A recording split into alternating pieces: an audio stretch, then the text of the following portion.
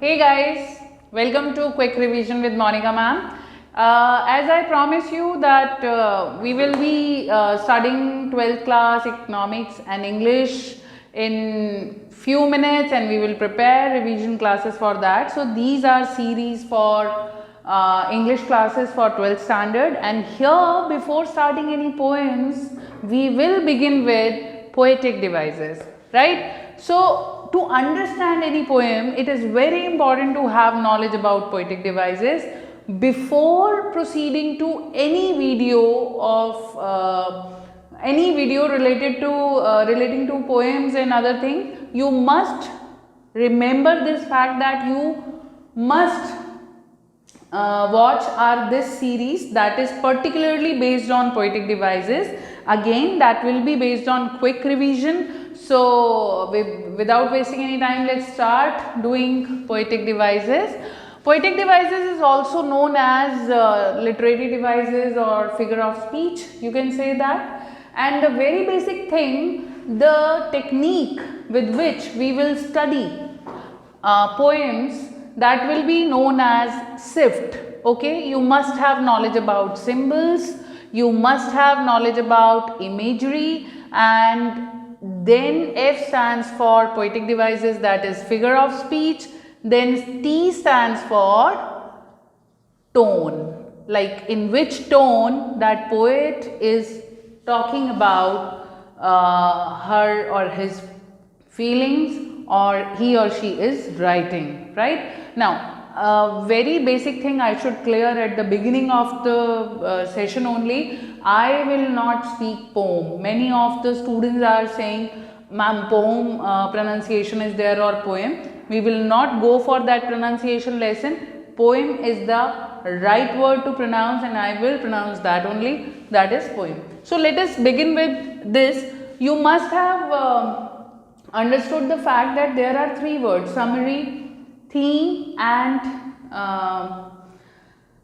central idea, and summary is one and the same thing. Then comes theme. Theme related to the idea, ambience, or you can say each and every, including character, each and every idea regarding the writing process, like in which era it is being written and in which mood poet is at the time of writing poem and other things. So theme is a bigger concept. So one is central idea, or you can say summary, other is theme. So this is the basic difference between central idea and theme.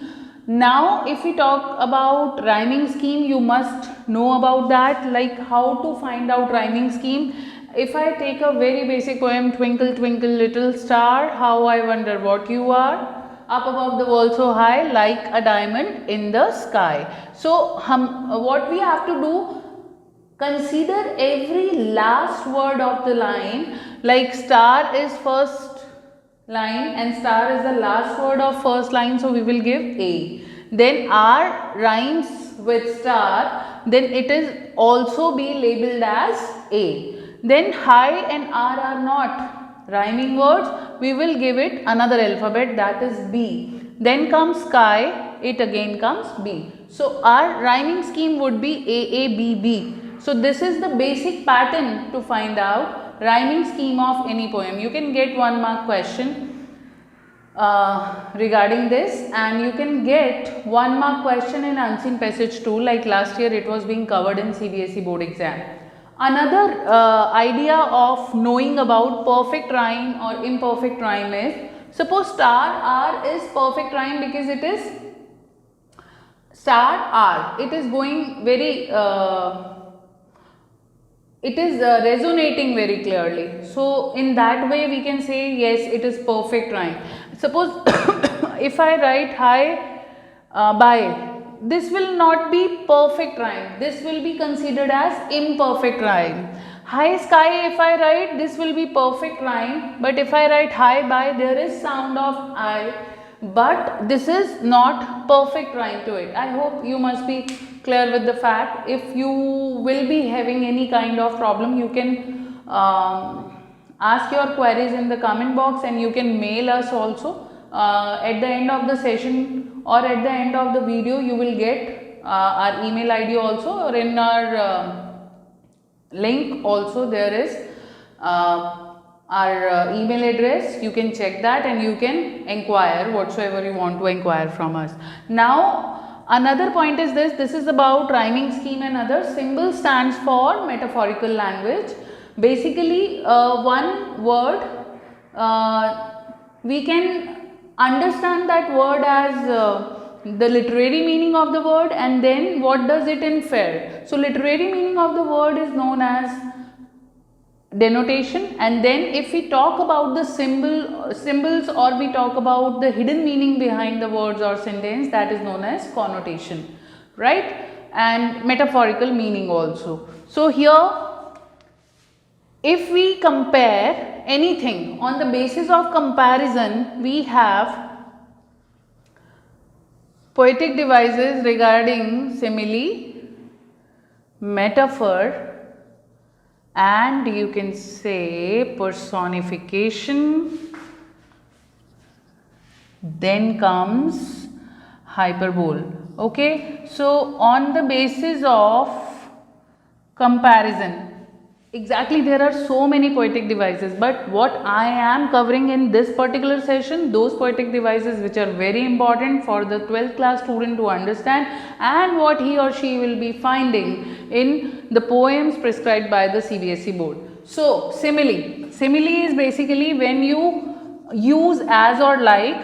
It is very much clear to all of you. Basically there is direct comparison. Okay, then we say this is simile. If I want to make indirect comparison, then the poetic device will be used as, or will be known as, metaphor. Suppose I tell you the difference between this. Indirect comparison. Okay. So children are like galaxy to their parents, or universe to their parents. If I say that, I have compared children with the galaxy or universe. Here I have clearly described like, that they are like this. Okay. If I tell my child that you are my universe, I am declaring it. One person needs to take a time and to understand that yes, I am being compared. So this is metaphor, right? So basically metaphor is the basic poetic device that every person uses in day-to-day language. Suppose we say, okay, are you, okay, I won't use that word because that will be considered as slang. Like you compare someone to, if you say, are you owl? So that is also metaphor. You are comparing that person with an animal, sorry, bird, owl, and here one can compare it with the like in poems we compare this, like the reference of owl is basically related to knowledgeable and the good person who observes really well. Okay, so we can take it as a wise or intelligent person, wise person, because an owl can move his head into 360-degree angle. So we can compare that person's observation regarding that. So it depends what are you comparing. There you need to notify that. Okay. Then comes personification. If you compare non-living thing to the living beings, okay, then it is known as personification. Suppose in poem Brook tells its own story. I am this. Okay, like in poem Mirror, it says like, okay, I am the four-cornered God. Okay, yeah, I have, or I have eyes. I swallow images. So mirror is speaking that. So mirror is behaving like a person, a human being. That is known as personification. But if a person is compared with non-living things, that will not be considered as personification. That will be either simile or metaphor, right? Hyperbole is one of these two poetic devices only, but it depends. Like if I say, if someone helps me and I tell that person, okay, you are God to me. So God is a huge term, you know, we cannot tell anybody, we cannot make anybody God. So that will be hyperbole, where we exaggerate the things. It is not hyperbola, it is hyperbole. So these four poetic devices are very, very, very important. You find it in every poem. Another poetic devices which I would like to introduce on the basis of repetitions. Like if I repeat sound, it will be known as alliteration. If I repeat word, it will be known as repetition only. If I repeat a line, it will be known as refrain. If I repeat an idea, it will be known as tautology, right? So like my mother at 66, there you will find tautology. When you in every song you can find refrain. Suppose men may come and men may go, but I go on forever. This was a poem. This is a poem. So here this line repeats it every after every stanza. So this line is this poetic device repeating that line again, that is known as refrain. And where word is repeated, that is ice is there, ice is here, water is there, water is everywhere, water, water, water. Or in deep water you study terror that knows no understanding, terror that knows no controlling, and so on. So one word is repeated, that is known as repetition. If sound is repeated, that is known as alliteration. So you must understand this particular poetic device, because this is very common poetic device that is being used in every poem, plus it is wrongly understood by many of the students and many of the people. So here you must focus on the sound. Suppose if I say suppose if I say tiny thumb, okay, so here it is t sound and it is th sound. It will not be treated as alliteration. If I say sweet sweet smile, okay, then sound is being repeated, that is known as alliteration. So you must focus on one thing, that when a sound is repeated, it is known as alliteration, right? I hope you have noted down, otherwise you can take screenshot also. Other poetic device on the basis of like if I say, not on the basis of, like there are some different poetic devices. Suppose I say irony. Irony is used in prose as well as poem also. Like Tiger King is full of irony, and this is mismatch between the expectation and reality, that is known as irony. Suppose if I say this is very ironical to ask about or to look for a student who is scoring 100 marks in every subject, but fails to score marks in suppose one subject. So irony with his intelligence.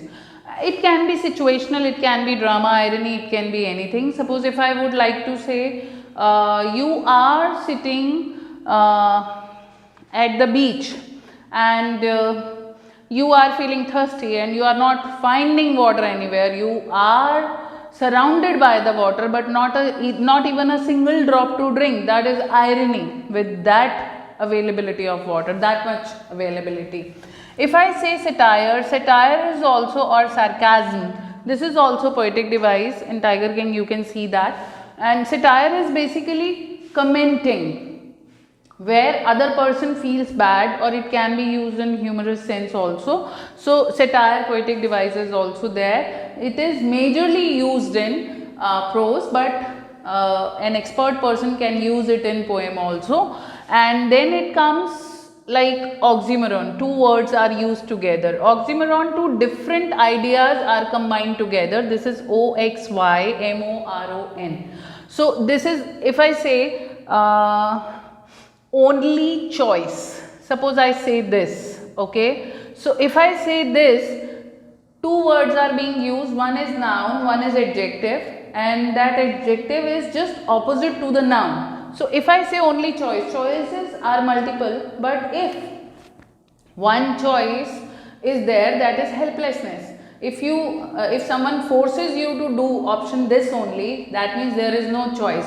These two words used together is known as oxymoron. Similarly, there are so many. You can add humor with this particular device, and this is very, very, very effective poetic device to write an article or any writing material with great expression that we will cover in writing skills. So this is oxymoron. Suppose if I say dark day, okay, so here it comes alliteration also. Dark day comes as oxymoron. Days are generally bright, but here we are saying dark day, that is just opposite to the idea of day as a natural sunlight. So this is known as oxymoron. If I say there is another poetic device made up of two words, that is transfer epithet, it is also that poetic device where students feel problem or they don't understand it. This is basically again combination of two words where one word is generally non-living thing and idea of living thing trait is transferred to that particular non-living thing or noun. Suppose if I say terrified hands. So terrified hands conveys the idea that hands which are terrified. It is not the hands which are terrified, it is the person who is terrified, and because of that terror is being understood by looking at the hands of the person. So when one idea is transferred to the object, and then it is considered as transfer epithet, right? Similarly, if I say scented shadow, so it is not shadow that is where you can feel that aroma or that kind of fragrance. It is due to maybe flowers surrounded, that shadow is surrounded by flowers, or you can say a kind of environment where lots of people are with scents and other fragrance material. So that shadow whatsoever is there which you are finding, that is feeling scented just because of the environment all around. So this is transfer epithet. You must consider it because in 12th standard it is in most of the poems. You must understood this fact, and you must understand this. And another thing is this, like onomatopoeia that you might be knowing. Onomatopoeia is sound of basically we can say sound of anything. Suppose squeal, that is sound of break, it seems like that only. Sound of snake. So these are known as onomatopoeia. And then comes pun, P-U-N, that is adding humor to your writing. So basically what we require these major poetic devices to understand our poems, because these major poetic devices are covered in prose as well as poetry also. I hope you have understood the basic requirement of poetic devices. We will discuss the importance of poetic devices in some other videos while explaining the importance of writing skills. Till now, that is enough with poetic devices. I hope you understood really well. If there are any doubts, you can ask us. Thank you so much for watching us.